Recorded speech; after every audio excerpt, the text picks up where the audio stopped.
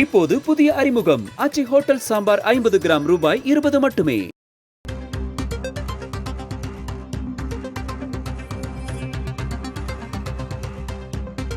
கோடநாடு கொலை கொள்ளை வழக்கில் எஸ்டேட் மேலாளருக்கு சம்மன் அனுப்பப்பட்டிருக்கிறது. அண்மை செய்தியை பார்க்கிறோம். எஸ்டேட் மேலாளர் நடராஜ் வரும் 27ஆம் தேதி ஆஜராக சிபிசிஐடி சம்மன் அனுப்பியிருக்கிறது. முதல் முறையாக விசாரணைக்கு ஆஜராக கோடநாடு எஸ்டேட் மேலாளர் நடராஜுக்கு சம்மன் அனுப்பப்பட்டிருக்கிறது. அண்மை செய்தியை பார்த்து வருகிறோம். குற்றம் சாட்டப்பட்ட நபர்களிடம் செல்போன் பறிமுதல் செய்ததை காவல்துறையினர் பதிவு செய்யாதது அம்பலமாகிய நிலையில் இந்த சம்மன் அனுப்பப்பட்டிருக்கிறது. விவரங்களோடு இணைந்திருக்கிறார் செய்தியாளர் ஐஸ்வர்யா. ஐஸ்வர்யா, முதல் முறையாக இந்த எஸ்டேட் மேலாளருக்கு சம்மன் அனுப்பப்பட்டிருக்கிறது. இது என்ன மாதிரியான நகர்வுகளை கொடுக்கும்? கார்த்திகா, இந்த நகர்வு ரொம்ப முக்கியமான நகர்வாக பார்க்கப்படும். ஏனென்றால் கொடநாடு வழக்கை சிபிசிஐடி காவல்துறையினர் கடந்த 2022ஆம் ஆண்டு முதல் விசாரித்து வருகின்றனர்.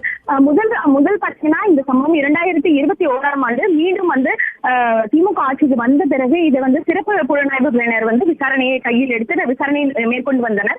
அதன் பிறகு பாத்தீங்கன்னா இந்த வழக்கு மீண்டும் சிபிசிஐடி காவல்துறையினருக்கு மாற்றப்பட்டு சிபிசிஐடி காவல்துறையினர் தற்போது இந்த விசாரணையை நடத்தி வருகின்றனர்.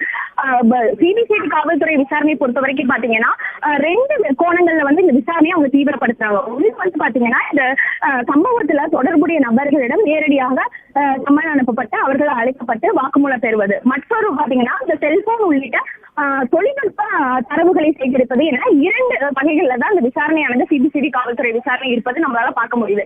குறிப்பாக தற்போது பாத்தீங்கன்னா கொடநாடு எஸ்டேட்டின் மேலாளர் நடராஜனை 27ஆம் தேதி விசாரணைக்கு ஆஜராக சம்மன் அனுப்பப்பட்டுள்ளது. இது ஏன் முக்கியமான நகர்வுன்னு பாத்தீங்கன்னா கொடநாடு எஸ்டேட்டில் கொலை மற்றும் கொள்ளை சம்பவம் நடைபெற்றுள்ளது. அந்த சம்பவம் பாத்தீங்கன்னா அந்த புகார் அளிக்கப்பட்டதுல ஆரம்பிச்சு அந்த கொடநாடு எஸ்டேட்ல உள்ள சிசிடிவி கேமரா உள்ளிட்ட பல விஷயங்கள் சர்ச்சை கிளப்பி இருந்தது. அதனால் இது தொடர்பாக தான் நடராஜிடம் கேள்வி எழுப்பப்படும் என்றும் அவர் அளிக்கப்படும் வாக்குமூலம் இந்த வழக்குல அடுத்தடுத்த நகர்வுகள் ஒரு முக்கியமா இருக்குன்னு பார்க்கப்படும். அதனால இந்த சம்மன் என்பது ஒரு முக்கியமான நகர்வாக பார்க்கப்படும். கார்த்தியா, விவரங்களை வழங்கியமைக்கு நன்றி ஐஸ்வர்யா. இப்போது புதிய அறிமுகம் ஆச்சி ஹோட்டல் சாம்பார் 50 கிராம் ரூபாய் 20 மட்டுமே.